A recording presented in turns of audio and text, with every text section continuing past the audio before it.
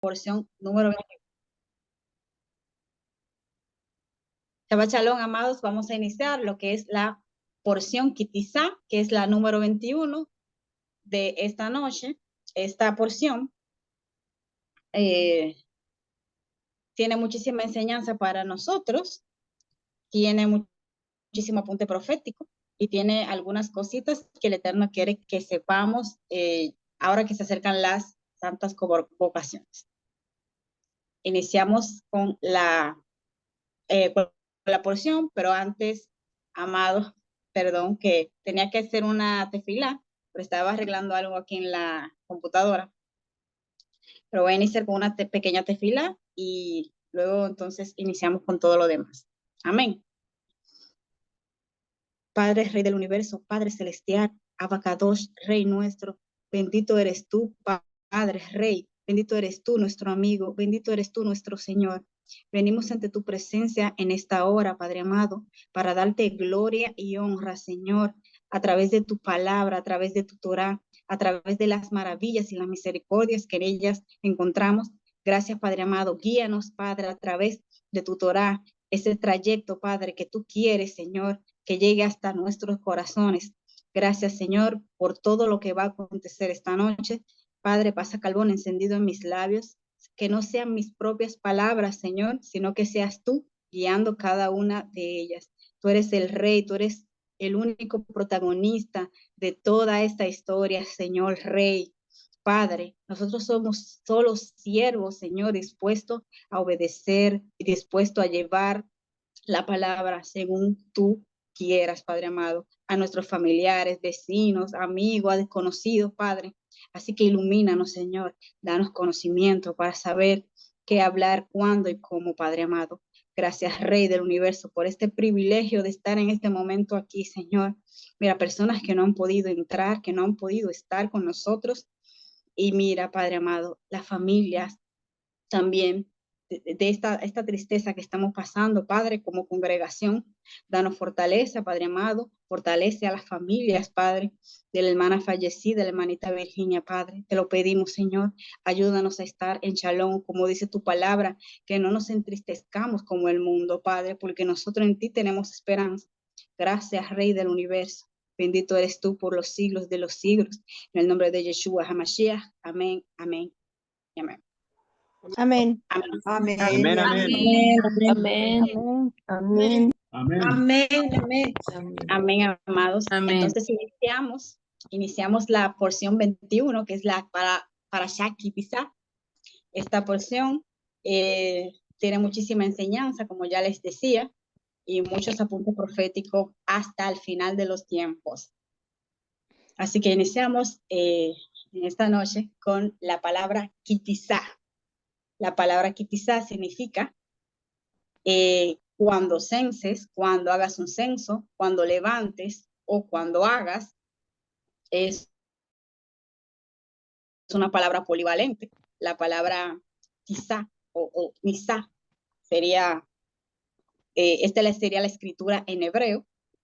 La palabra también tiene algunos nokudots, los cuales son puntos de acentuación y también utilizados como vocales para poder pronunciarla.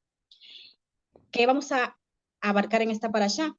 Vamos a hacerlo un poquito rapidito. Este resumen dice que cuando hagas un censo, cuando levantes, así inicia. En esta parashá se hablará del censo por medio del Mahatzi Hat Shekel, que es el medio ciclo de plata o la moneda o el medio de intercambio para hacer transacciones dentro del pueblo en esa época. La indicación de hacer un kior, que es el levatorio de cobre, la elaboración del incienso especial para Adonai, no cualquier incienso, lo vamos a ver aquí. El episodio del becerro de oro, que fue algo que todavía hasta estos tiempos se habla de esto. Se hablará también de la revelación del nombre de Elohim, la misericordia, bondad y justicia que conlleva todo esto. También toca esta parashá la observación del Shabbat, que es algo muy importante, ya que hoy mismo es día de reposo, día delicioso para Adonai, día apartado. Éxodo 31:17 habla sobre esto, lo vamos a ver a continuación, acerca del Shabbat, que dice, entre mí y entre los hijos de Israel, una señal que es para siempre. Y otras aseveraciones que contiene esta porción. Iniciamos esta porción con lo que terminamos de la porción anterior, que fue la Parashat Tetzaveh. Aquí se hablaba de las instrucciones para los utensilios. En Éxodo 30, del 1 al 10, era la última aliyah de esa parashá, pero nos quedamos ahí para poder iniciar y comprender un poco esta parashá. Debemos de repasar un poquito esto. Dice en Éxodo 30, del 1 al 8, según la porción anterior de Tetzaveh, ¿verdad? Nos muestra las instrucciones para crear el mobiliario del Mishkan, el altar de incienso, de madera, de acacia, recubierto de oro, y sus medidas.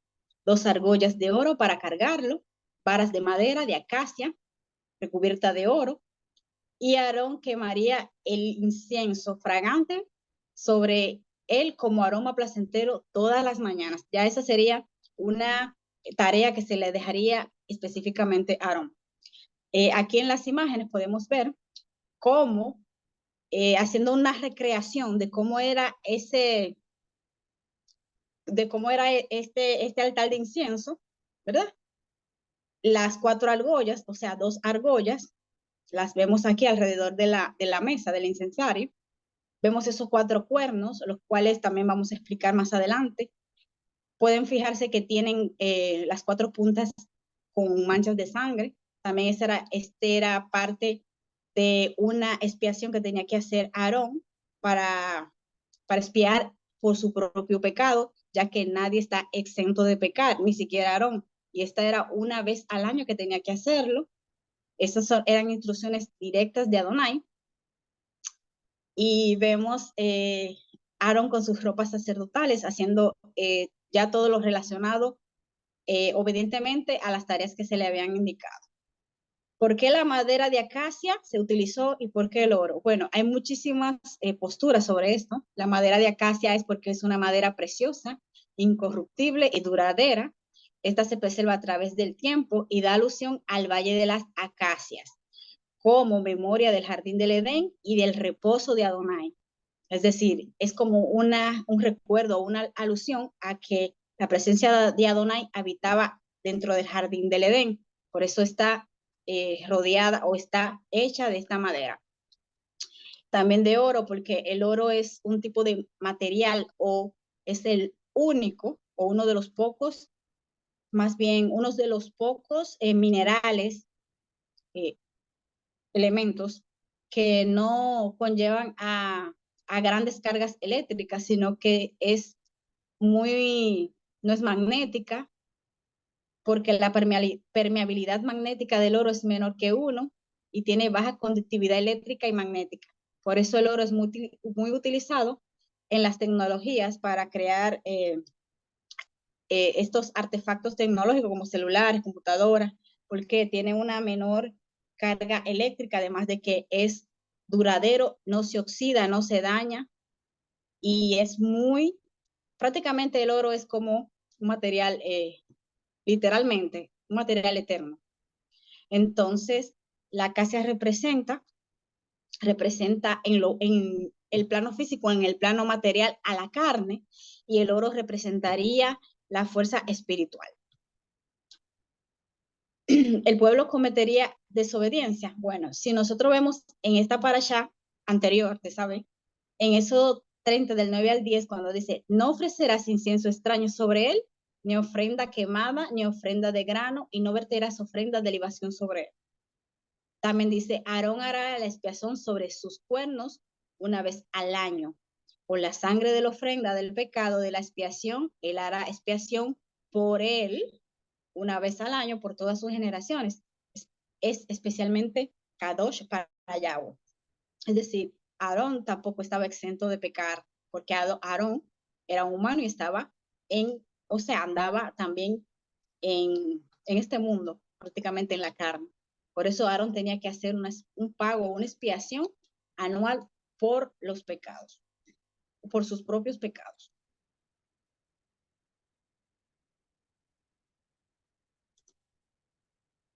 En esta porción, kitizá, como se escribe en hebreo, significa cuando tomes, cuando censes, es decir, tiene muchísimos significados porque sabemos que es polivalente. En hebreo, inicia con Éxodo 30:11 y culmina en Éxodo 34:35. Esta es la porción kitizá. Significa también la palabra tizá o la palabra nisá, acarrear, hacer, acepción, aceptar, acepto, admitir, agradar, aliviar, alzar. Pero la definición que más alcance tuvo o más menciones tuvo dentro de la escritura fue cuando censes o cuando tomes, porque cuando censes tiene 22 connotaciones y cuando cense tiene 21 connotaciones. Cuando tomes un censo de los hijos de Israel y los inscribas cada uno, al inscribirse pagará a Yahweh un rescate por su vida para evitar la diseminación de una plaga entre ellos entre el tiempo del censo. Aquí Adonai hablaba con un hebraísmo. ¿Por qué? Porque Adonai les hablaba o les relataba al pueblo de Israel según la condición o la alegoría que ellos conocían en ese momento. Lo cultural, todo lo que ellos habían pasado, sabíamos que venían de Egipto, venían del dolor, del sufrimiento, de la esclavitud, o sea, esa generación, porque esa generación eran los hijos que fueron esclavos escuchando las historias de sus padres que vivieron en abundancia en Gosén, pero ellos fueron esclavos. Entonces, esta generación, Adonai utilizaba estos hebraísmos para darle a conocer su plan de salvación y su plan que él tenía con cada uno de ellos a través de el vocabulario actual que ellos conocían. O sea que Adonai es tan sabio que Adonai utilizaba esos hebraísmos para comunicarles a ellos lo que él quería que ellos entendieran. Cuando él le decía, pagarás un rescate por su vida para evitar la diseminación de una plaga, ya ellos conocían lo que era esto, lo que eran las plagas. Para el pueblo no eran plagas, sino maravillas, pero al Adonai hablarle de plagas, ya ellos entendían que era algo malo. Cuando Adonai decía para evitar plagas, para evitar muerte, Adonai sabía cómo les hablaba, porque ellos venían del sufrimiento. Si me pueden ir buscando Mateo 7:11 y Ageo 2 del 8 al 9, por favor.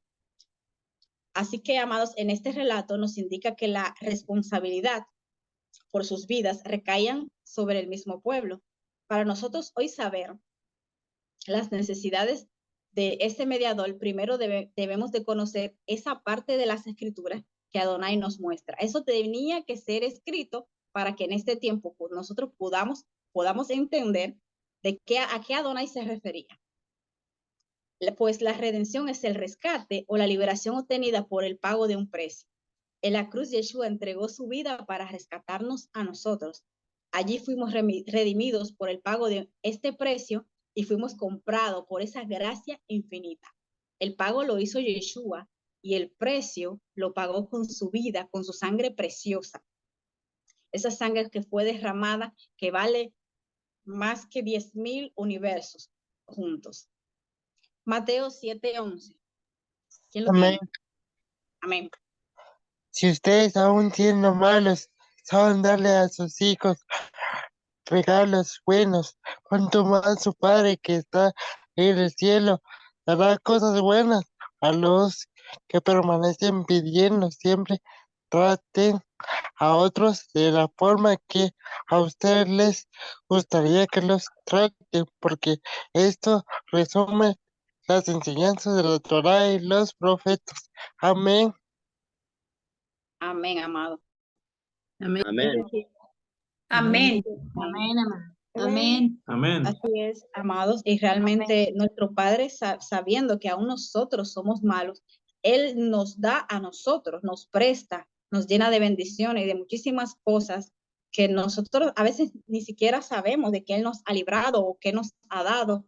¿Por qué? Porque tenemos esa tendencia de la carne a despreciar o a minimizar lo que hace Adonai por nosotros. Ageo 2, del 8 al 9. Amén. Amén. Mía es la plata, palabra del Eterno. Mía es la plata y mío es el oro, dice Yahvé Sebaot. La gloria postrera de esta casa será mayor que la primera. Y en este lugar daré paz, dice Yahvé Sebaot, en el día 24 del 9º mes, en el segundo año de... nada más 8-9, perdón, hermana. Amén, sí. Bueno, amén, así es. Entonces, no es que Adonai le Amén, está amén. cobrando, amén. No es que Adonai le está cobrando al pueblo, no es que él le está cobrando, porque como dice aquí en Ageo, mío es el oro y mío es la plata. ¿Cómo yo te voy a cobrar con algo que es mío? No, más bien, Adonai le estaba dando una oportunidad de ellos ser parte de esa construcción. ¿Y cómo uno es parte de esa construcción? Por ejemplo, si en su calle están recolectando para limpiar la calle, todos contribuyen para limpiar una calle, entonces el que contribuyó tiene ese celo o esa responsabilidad de velar por esa calle para que nadie la ensucie.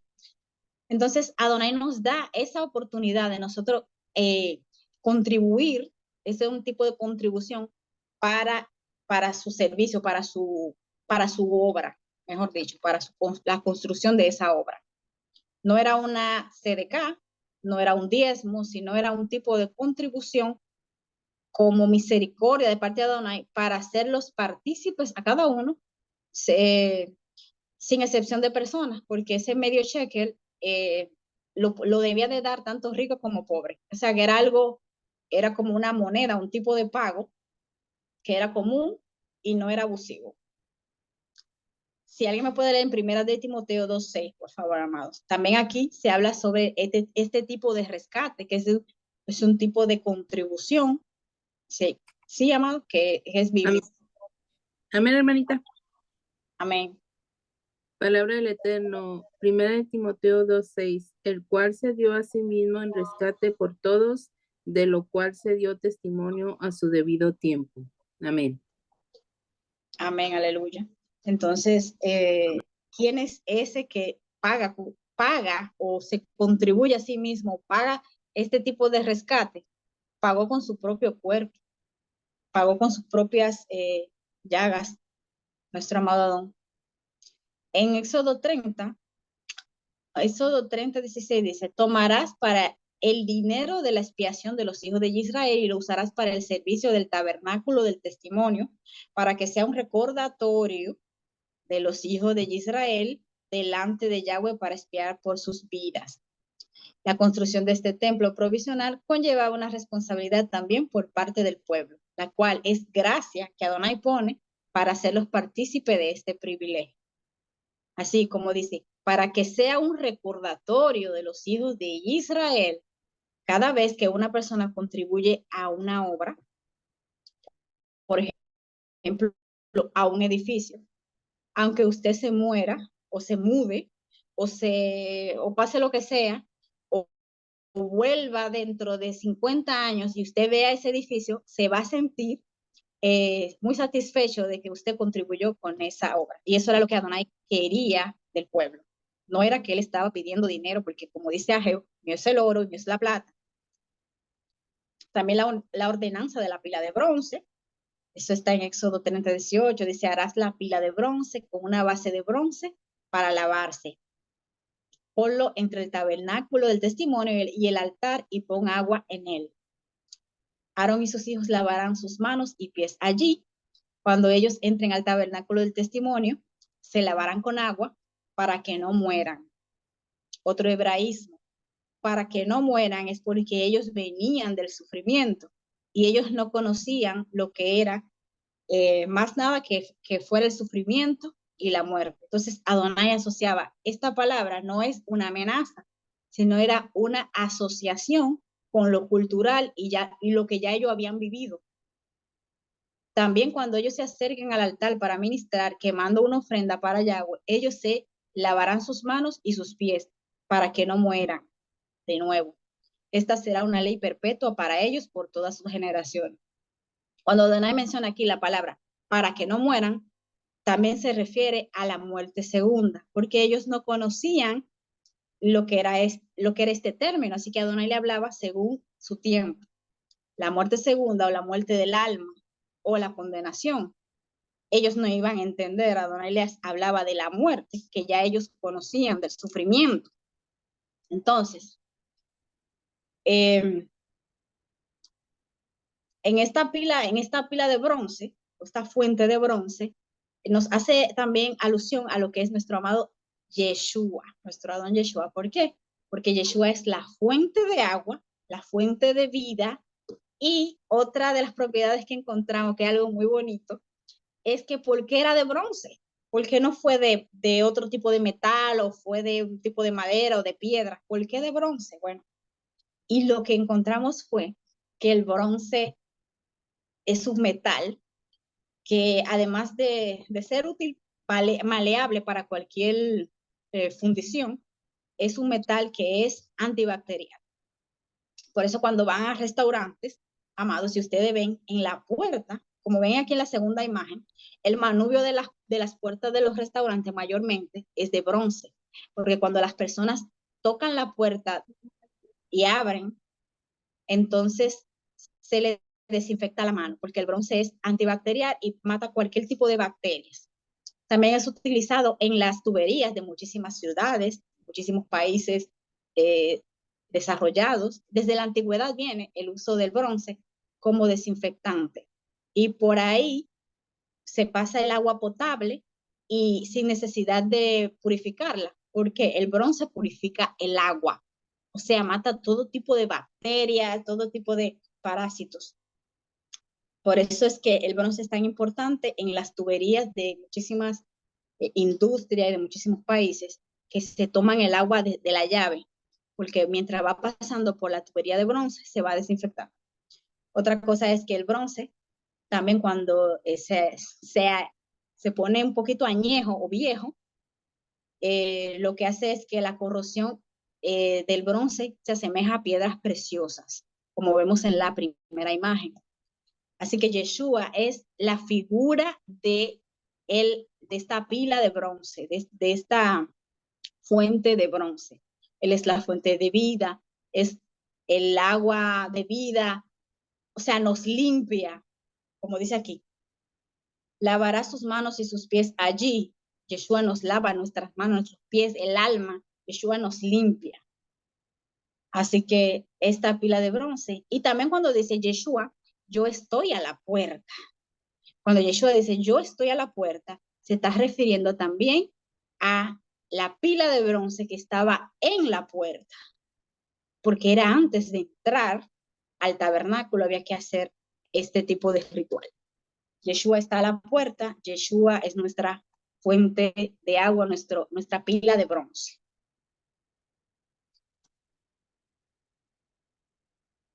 El aceite especial que Adonai mandó a fabricar, perdón, el aceite especial de unción del templo, este aceite es una ordenanza del uso y el uso también de este aceite. Este aceite era tan especial que solamente era para estas actividades específicas que Adonai dijo, que Adonai ordenó, que era ungir todos los utensilios y todos los mobiliarios del templo, ¿verdad? Pero ¿qué podemos ver aquí? Vemos que Aarón fue la persona que fue ungido con este aceite. O sea, Aarón fue también ungido con este aceite y es la única persona que menciona la escritura que fue ungido con este aceite. Este aceite era tan especial y había una prohibición de uso, claro, por eso todavía en el pueblo de Israel, en muchísimos escritos antiguos, no se ha mencionado que más nadie utilizó este aceite para ungir por las prohibiciones que dio Adonai. Prácticamente que él era el que iba a elegir quién iba a ser ungido con ese aceite. ¿Qué nos dice? Dice Éxodo 30, del 30 en adelante. Entonces ungirás a Aarón y a sus hijos Los dedicarás como Kadoshim para servirme a mí en oficio de Cohen. Dile a los hijos de Israel, este será aceite Kadosh de la unción para mí por todas sus generaciones. No se usará para ungir el cuerpo de una persona y no harán ninguno como él, en la misma composición de ingredientes. Es Kadosh y tú lo tratarás como Kadosh. Cualquiera que haga una unción como esta o lo use en una persona no permitida será cortado de su pueblo. Cortado de su pueblo no significa que Adonai le estaba amenazando con que iba a morir. No, no, estaba amenazando con que la desobediencia te va a llevar a la muerte espiritual. Pero ellos no lo entendían así. Tenía Adonai que hablarle desde el contexto que ellos comprendían, como ya les he mencionado. ¿Por qué? Porque ninguno de ellos en la actualidad está vivo. Todos murieron, no hay ni uno vivo de ellos, de esa generación. No harás para tu propio uso ningún incienso como este, con la misma composición de ingredientes, lo tratarás como Kadosh para Yahweh. Cualquiera que haga algo como este para usar como perfume será cortado de su pueblo.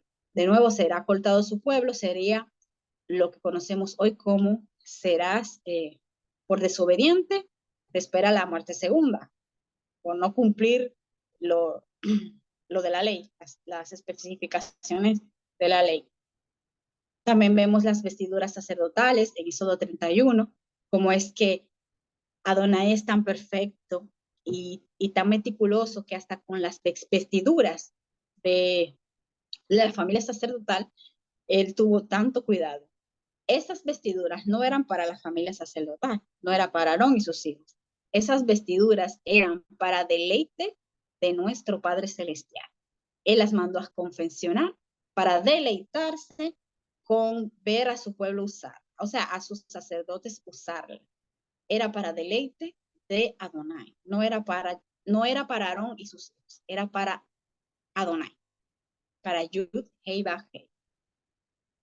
En Éxodo 31 nos muestra las ordenanzas para los utensilios, al igual que las personas especiales para esa labor.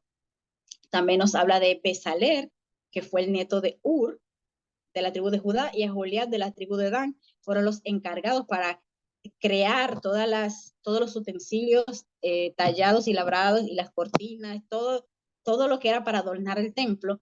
Estas fueron las dos personas que Adonai eligió.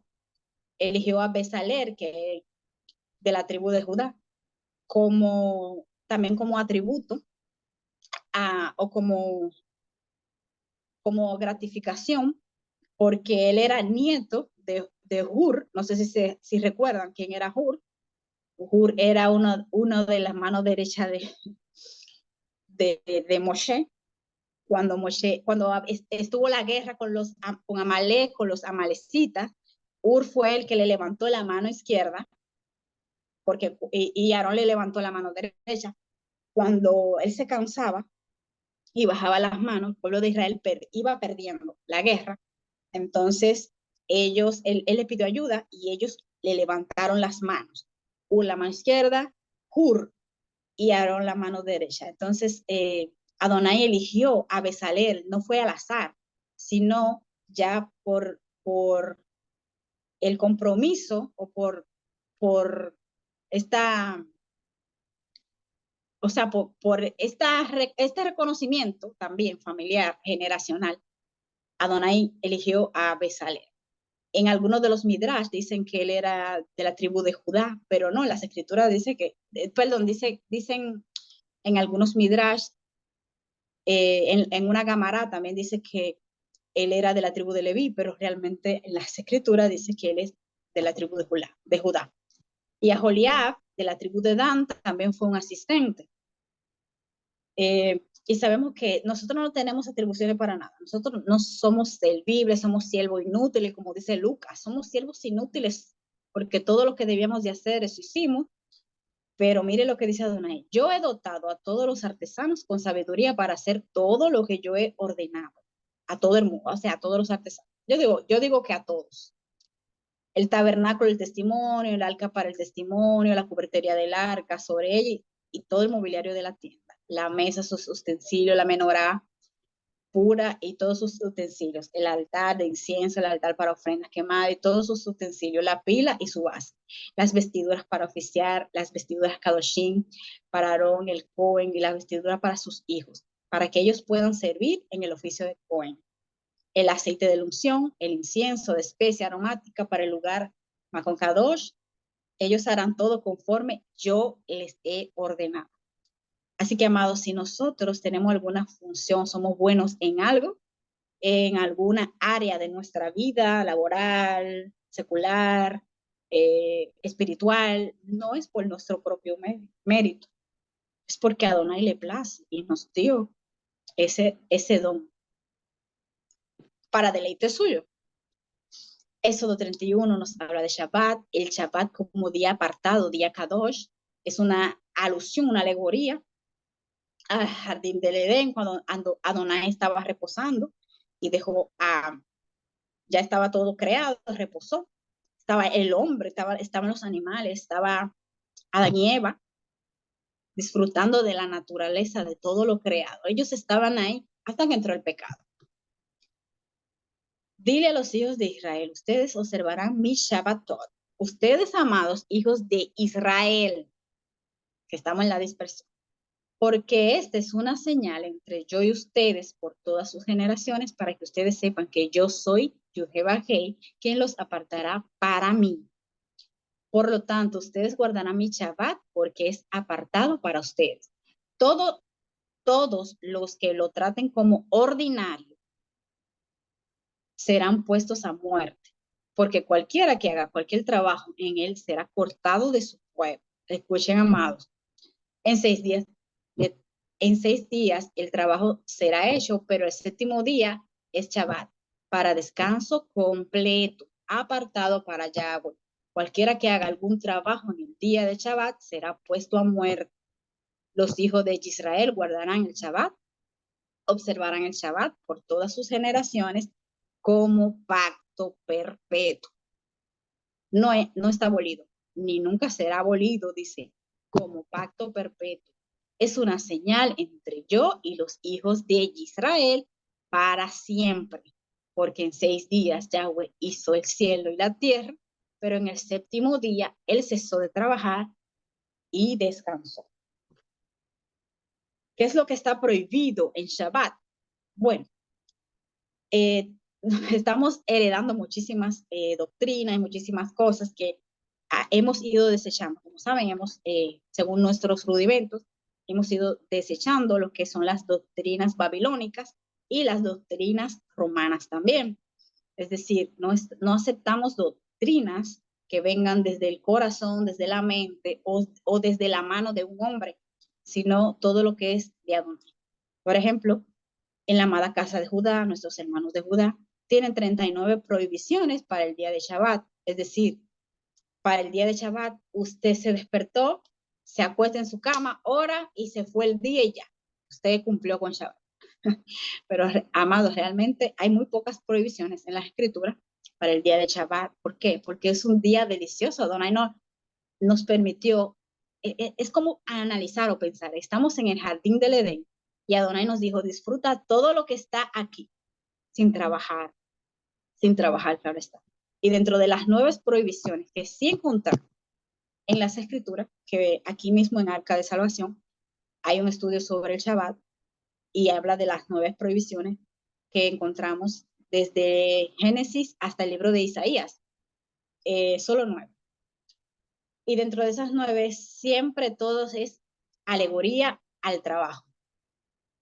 Vamos a leer un poco. Aquí dice, la respuesta es que el descanso de Shabbat no solo es un descanso físico, también es un descanso espiritual. No es que todos los trabajos estén prohibidos, ¿no? Estudiar Torah no está prohibido. Orar, poner la mesa para la comida, son ejemplos. Preparar el cuarto para la comodidad de un invitado. Salir a caminar, jugar con los hijos. Todas son las actividades que la gente está acostumbrada a hacer en Shabbat y que jamás han estado prohibidas. Entonces, ¿a qué nos referimos con trabajo y con descanso? Miren, la palabra, en la Torah se utiliza la palabra melajá, que son los trabajos necesarios cuando se estaba construyendo el templo o el Mishkan, ¿verdad?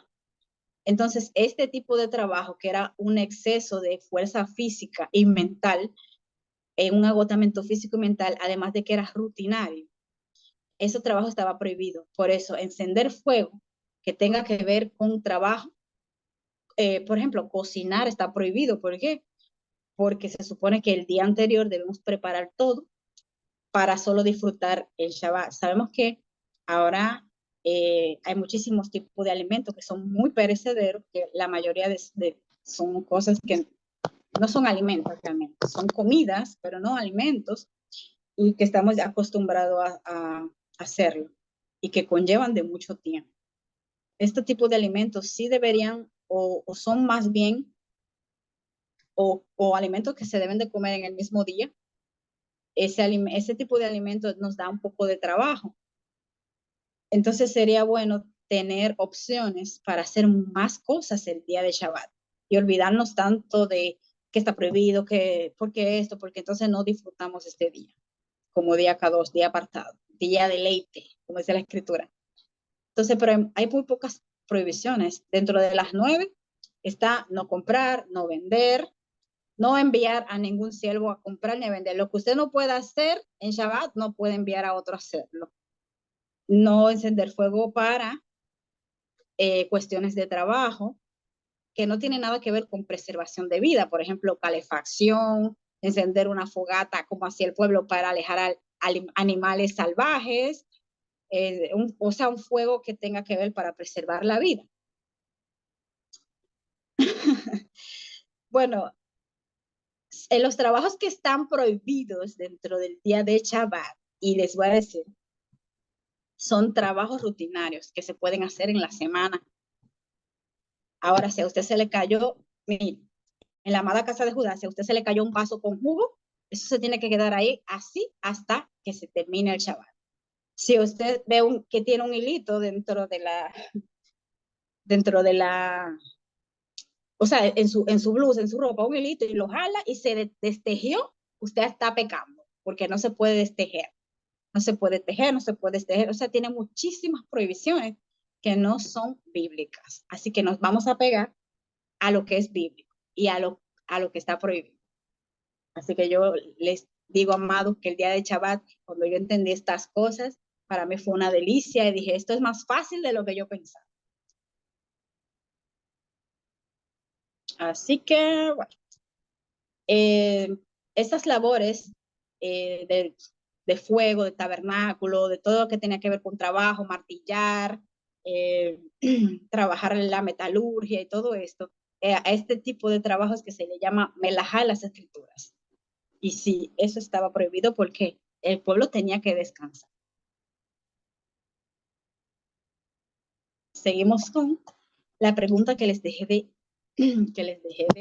tarea, que es, ¿dónde se originó la idolatría? Así que ahora yo quiero que vayan abriendo los micrófonos y me vayan dando sus respuestas. ¿Dónde se originó la idolatría? Con los becerros de oro. En Babel, ¿no? No, dentro del monte Sinaí, dentro del Sinaí. Hermanita, Sí, amada. lo que yo entendí es la idolatría se originó en el pensamiento del pueblo porque se empezaron a desesperar porque no sabían de Moisés, porque ya llevaba muchos días, porque él estuvo 40 días, entonces ellos empezaron a tomar de pretexto que Moisés no bajaba, entonces que ellos querían tener dioses. Ahí empieza en el pensamiento, empieza la idolatría, porque ellos, en vez de pensar en el Eterno, en el Elohim que los sacó de la esclavitud, pensaron en los dioses que ellos aprendieron a tener en la esclavitud. ¿Quién más? En Egipto. Shabbat Shalom, hermanitos. Ay, Shabbat Ellos Shalom. traían, ellos traían idolatría ya desde antes de salir de Egipto, hermanita. Amén. ¿Quién más? Con Moisés, hermanita. Hermanita, con Moisés, bueno, yo pienso que fue Moisés parte de lo que decía mi hermanita Loy del pretexto, pero era esta parte, como ya no estaba Moisés, ¿quién los iba a dirigir? Entonces, por eso crearon el becerro, pero fue con Moisés. Mi hermanita Miriam, iba a hablar. En sus corazones, ¿no? Ya más nadie va a contestar. Bueno, pues vamos a dejarlo ahí. Hermanita, ellos traían esa idolatría de Egipto, pero la falta de ellos ver de que no tenían un líder, eso fue lo que los llevó a ellos a tener el becerro presente, porque ya ellos habían visto la falta de un liderazgo. Por eso muchas veces nosotros no podemos poner la vista en un pastor, en un ser humano, sino ver la gloria de Adonai, porque ya al nosotros poner la mirada en el hombre, ya estamos causando una idolatría dentro de nosotros. Bueno, amén, amados. Bueno, realmente estuvieron muy buenas todas, acertadas, pero dentro dentro de el espacio o dentro del contexto del Sinaí, donde se originó el pecado. Vamos a leerlo. Éxodo 32 del 1 al 4, Éxodo 32, 6 y Éxodo 30 del 9 al 10, para entender un poquito más. Vayan buscándolo, amados. Este becerro de oro era una alusión de ese dios falso llamado Apis, este becerro o vaca, que según la historia, esto es un poco de historia, dice que fue fecundada por un rayo de sol, que el toro Apis era sagrado en el antiguo Egipto. Desde el Imperio Nuevo se consideraba el heraldo de Pita, luego de Osiris y más tarde de Socar. Por esto último llegó a considerarse una de los integrantes del panteón de los dioses egipcios asociados con la muerte. Existía una tradición muy importante relacionada con su muerte, momento en el cual se realizaba una celebración, dado que existía la creencia de que renacería tras un periodo de luto de 60 días, mientras que era embalsamado, se enterraba el cuerpo del buey y en ese momento los sacerdotes de Pita le buscaban un sucesor. Al encontrarlo, se realizaba otra festividad con el mismo toro, vaca, deidad falsa. Éxodo 32 del 1 al 4. Vamos a leer. ¿Quién lo tiene? Amén, hermanita. Adelante, hermanita. Palabra del Eterno. Viendo el pueblo que Moisés tardaba en descender del monte, se acercaron entonces a Aarón y le dijeron: levántate, haznos dioses que vayan delante de nosotros, porque a este Moisés, el varón que nos sacó de la tierra de Egipto, no sabemos qué le haya acontecido.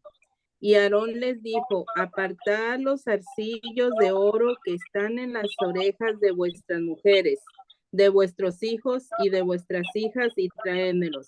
Entonces todo el pueblo apartó los zarcillos de oro que tenían en sus orejas y los trajeron a Aarón.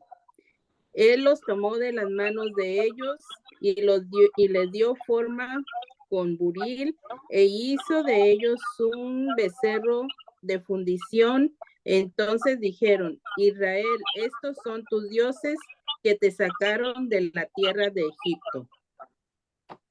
Palabra del Eterno. Amén. Éxodo 32, 6. Amén. Temprano Amén. en la siguiente mañana, ellos se levantaron y ofrecieron ofrendas quemadas y presentaron ofrendas de shalom. Después el pueblo, después el pueblo, después el pueblo se sentó a comer y a beber, y ellos se levantaron para entregar a rebeldía. Shalom, ya hermanita. Amén. Éxodo 30 del 9 al 10. Bueno, ya lo leímos, pero me gustaría leerlo de nuevo. Si alguien puede ayudarme con esto, Éxodo 30 del 9 al 10. Amén. Esa era. Amén. Amén, amén. Palabra del Eterno, Éxodo 39. No ofreceréis sobre él incienso extraño, ni holocausto, ni ofrenda vegetal, ni tampoco derramaréis libación sobre él, pues sobre sus cuernos hará Aarón expiación una vez al año con la sangre de la ofrenda de expiación por el pecado. Una vez al año hará expiación sobre él por vuestras generaciones, será santísimo para Adonai. Amén. Amén, muchas gracias. Cuando dice haznos dioses o haznos un dios, porque la palabra Elohim no está en singular ni en plural, es una palabra superlativa, pero no significa Dios ni dioses. Cuando dice haznos un dios, el pueblo le dice haznos un dios, es porque ya estaba en su corazón. Ahí fue que se generó dentro del Sinaí la idolatría, la necesidad ellos crearon la necesidad de un Dios porque pensaron que con Moshe perdido, Adonai también se iba a quedar perdido por ahí. Entonces ellos analizaron y crearon una necesidad para suplirse ellos mismos. Ahí fue donde inició la idolatría, en su mente, en su corazón, en su necesidad. Así que la hermanita Loida, Miriam, Isabel y la hermanita Lore estuvieron en lo correcto. Amén. Amén, Entonces, amén. ¿qué ocurrió aquí? Según Éxodo 30 del 9 al 10, fueron tareas específicas para Aarón. Era Aarón que tenía que hacer todas estas cosas que hizo el pueblo. Ellos amanecieron para llevarle ofrendas a este Dios creado. El pueblo amaneció, no era el pueblo que tenía que amanecer para llevarle ofrendas, era Aarón. ¿Quién era que tenía que oficiar los rituales para Adonai? Era Aarón, y el pueblo decidió hacerlos, hacerlos ellos. El pueblo decidió hacer lo que ya estaba descrito en la parasha anterior de Sabé. Ellos decidieron hacerlo por su propia cuenta. Y desde ahí empezaron a hacer todo mal. No se llevaron no respetaron las ordenanzas de Adonai en Éxodo 30 del 9 al 10. Cuando dice en Éxodo 32, se madrugaron y llevaron una ofrenda de Shelamín, una ofrenda de paz. Esa ofrenda,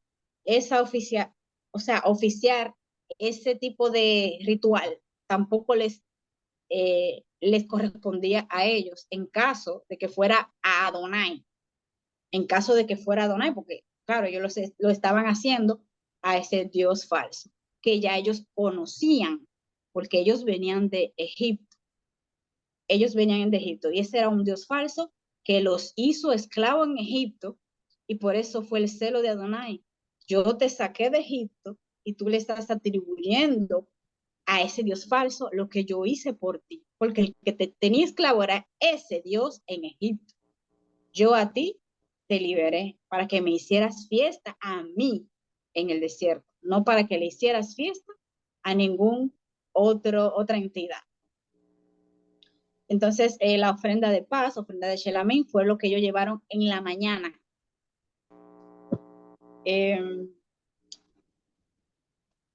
Seguimos con esta parte del sincretismo.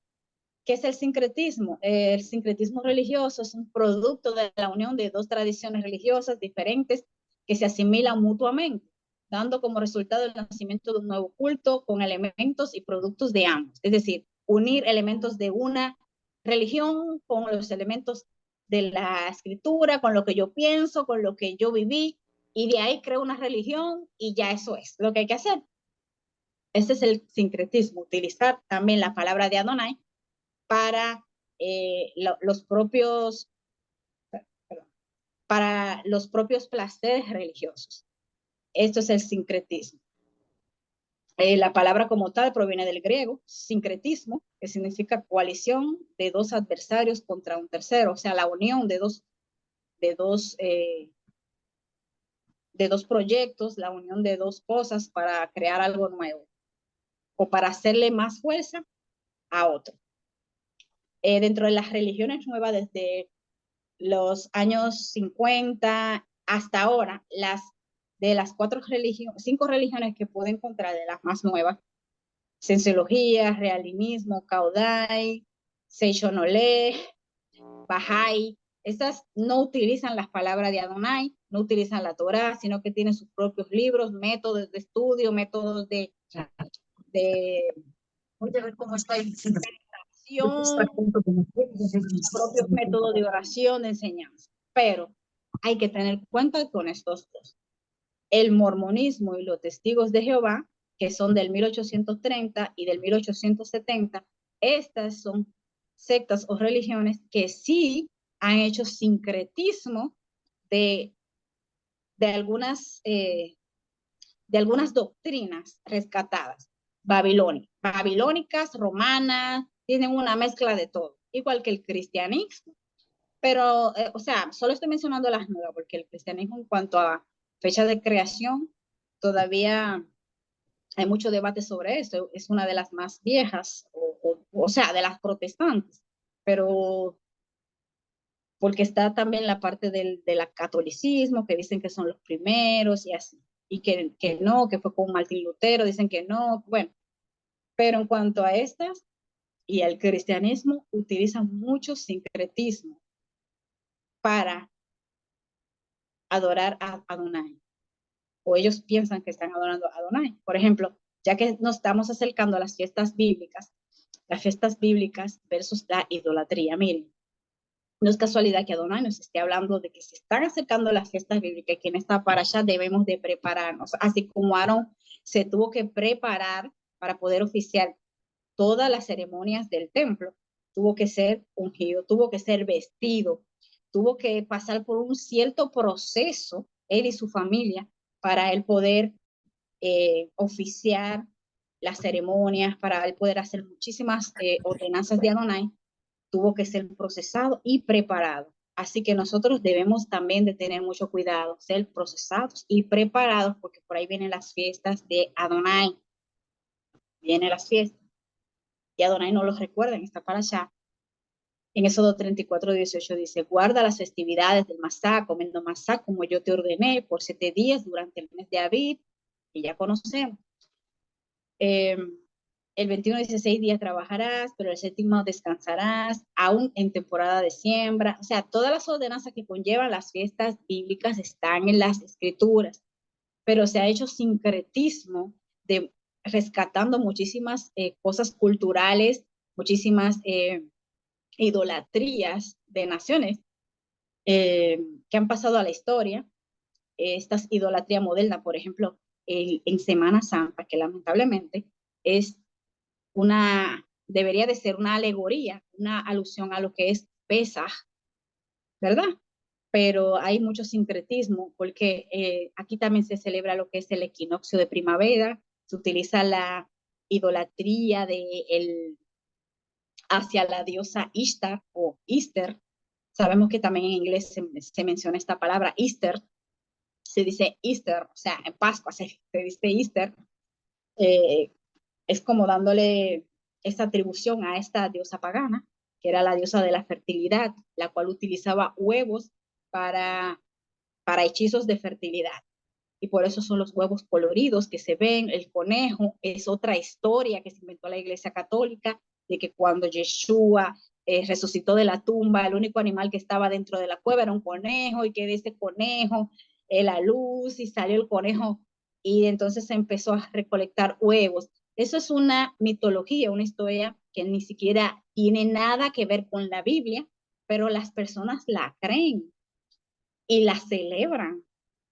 La Pascua está asociada con conejo de Pascua y huevos. Todo eso tiene que ver con idolatría y con esta diosa pagana Ishtar. Y a Adonai le gusta esto.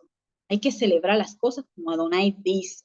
Por favor, vayan buscándome Deuteronomio 12:29 y 2 de Pedro 3:9. Porque Adonai no quiere, no cualquieriza ninguna de sus fiestas, ninguna de sus ordenanzas. Él es meticuloso en todo. Por eso debemos, señores, de prepararnos. Nos falta Tevilá, ver qué nos falta. Tevilá, hay que hacer Tevilá. Me falta, tengo que hacerme la circuncisión, me falta la circuncisión. Ah, bueno, va a llegar Pesa, yo no me la puedo hacer en Pesa por X o Y razón, pero ¿qué yo estoy haciendo para hacérmela? ¿Qué yo estoy haciendo para hacerme mi tevilá? Va a llegar Pesa, amados. ¿Qué es lo que nos falta? ¿Qué tenemos que dejar? ¿Cómo tenemos que preparar? La vestidura, ¿qué tenemos que dejar? ¿Qué tenemos que mejorar? ¿Con quién debemos de hablar menos? ¿Qué cosas debemos de hablar menos y qué cosas debemos de hablar más? Tenemos que prepararnos en la carne y en lo espiritual. Deuteronomio 12:29. Amén. Amén. Cuando Adonai tu Elohim haya destruido delante de ti las naciones a donde tú vas para poseerlas y las heredades y habites en su tierra. Amén. Es así, amados. Ahora yo les voy a hacer una pregunta. De donde se creó o esa nación, vamos a poner las naciones helénicas o Roma, esas naciones que Adonai destruyó o quitó, ¿están en pie? ¿Existen? O sea, toda esa idolatría existe. ¿Esas naciones existen? No, ¿verdad? Entonces, como dice aquí, cuando yo quite esas naciones, tú no tienes que hacer nada, o sea, no rescate nada de esa gente, no tienes que investigar qué ellos hacían para yo hacer lo mismo con Adonai. Adonai no le agrada que nosotros hagamos lo que nosotros queramos con sus fiestas. Y más aún, haciendo sincretismo, rescatando culturas que ya Adonai desechó y que él quitó, rescatando muchísimas cosas de esas culturas. No tenemos que rescatar nada, no tenemos que observar nada de ello. Segunda de Pedro 3:9. Amén. Amén. Palabra del Eterno. El Adón no es tardo para cumplir su promesa, como algunos piensan en lentitud. Por el contrario, Él es paciente con ustedes, porque no es su propósito que ninguno sea destruido, sino que todos se vuelvan de sus pecados. Amén. Amén. Entonces Adonai es paciente, pero eso es hasta cierto punto. Adonai es paciente.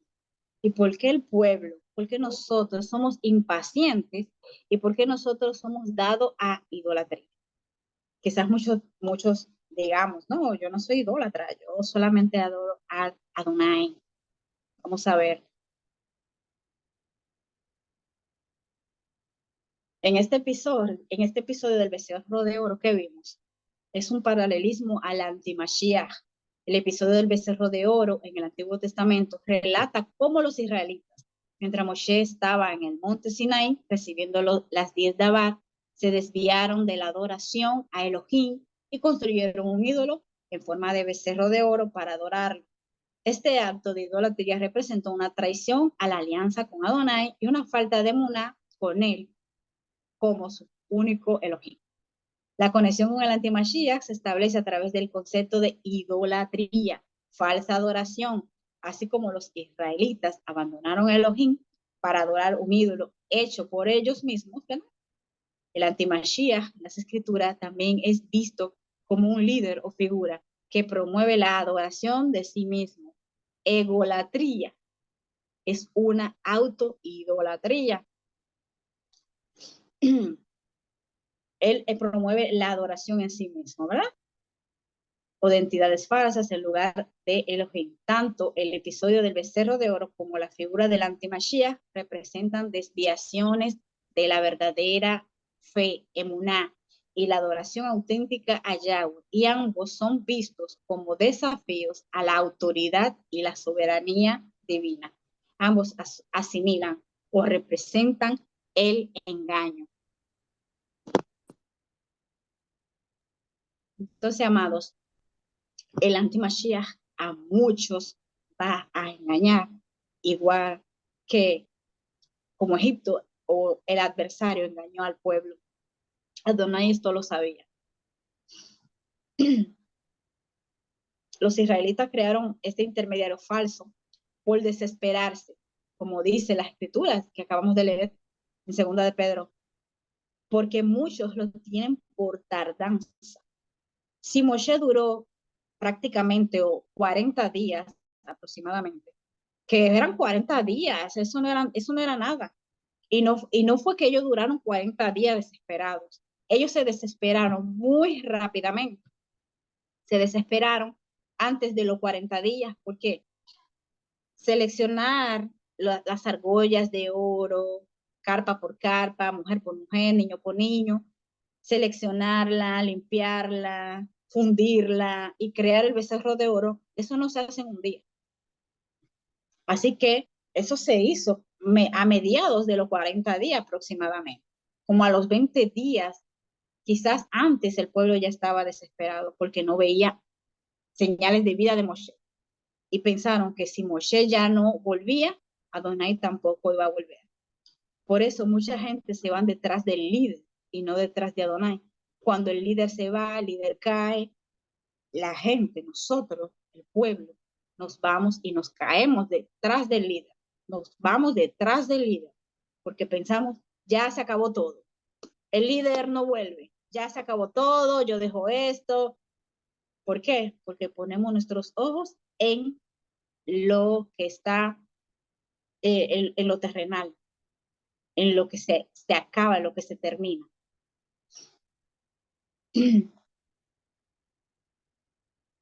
Entonces, como ellos se desesperaron, nosotros no debemos de desesperarnos.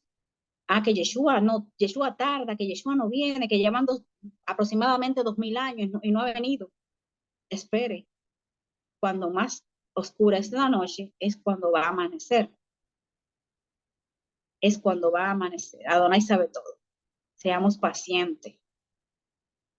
Seamos muy pacientes.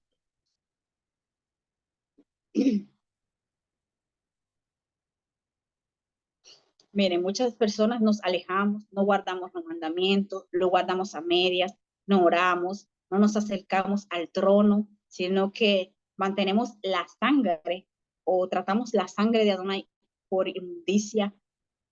Muchas personas, muchos tenemos que liberarnos de esa esclavitud de Egipto. ¿Por qué? Porque para hacerle fiesta a Adonai tenemos que ser libres. No podemos ser esclavos en Egipto. Tenemos que ir a ser libres, aunque sea en el desierto, pero tenemos que ser libres. Así que debemos de liberarnos de toda la esclavitud que nos hace volvernos o nos hace decaer. Si no lo hacemos, seremos esclavos para siempre, como muchos de los israelitas que se devolvieron, porque pensaron que volviéndose a Egipto les iba a ir mejor que estando en el desierto. Pero Adonai tiene un plan de salvación para todo esto, para todo esto. En Éxodo 34:10 dice, él dijo, aquí está, yo estoy haciendo un pacto delante de todo tu pueblo, después del pueblo pecar, hermanos. Yo haré maravillas, cuales no han sido creadas en ningún sitio en la tierra ni ninguna nación. Todo el pueblo alrededor de ti verá la obra de Yahweh. Lo que yo voy a hacer a través de ti será imponente. Mateo 24:5 dice, porque vendrán muchos en mi nombre diciendo, yo soy el Mashiach, y a muchos engañarán. Mateo 24:13, mas el que persevere hasta el fin, este será salvo. Apocalipsis 7:10, y gritaban con fuerte voz, nos ha salvado nuestro Elohim, que está sentado en el trono, y también el Cordero. Entonces, ya ahí vimos la que tuvo de bodas también, cuando se rompió, Moisés bajó, rompió esa que tuvo de bodas. También vemos el apunte profético a esta restauración de ese pacto, porque todo es un apunte profético. Y nosotros teníamos que conocer la historia para saber lo que es lo que pasó el pueblo, para conocer las profecías, para saber qué es lo que viene, qué es lo que tenemos que hacer. Este es nuestro plan de salvación. Entonces, en este plan de salvación, para renovar esa que tú vas, en Éxodo 34, del 4 al 7, dice, Moshe cortó 2 tablas de piedra, no diferentes, sino las mismas, es restaurando el mismo pacto, no está haciendo un pacto nuevo. Eso es alusión a esto. Él descendió en una nube y pronunció el nombre. Ahí se dio a conocer nuestro Creador con su verdadero nombre. Y él lo hizo en forma de canto. Así lo pude ver yo.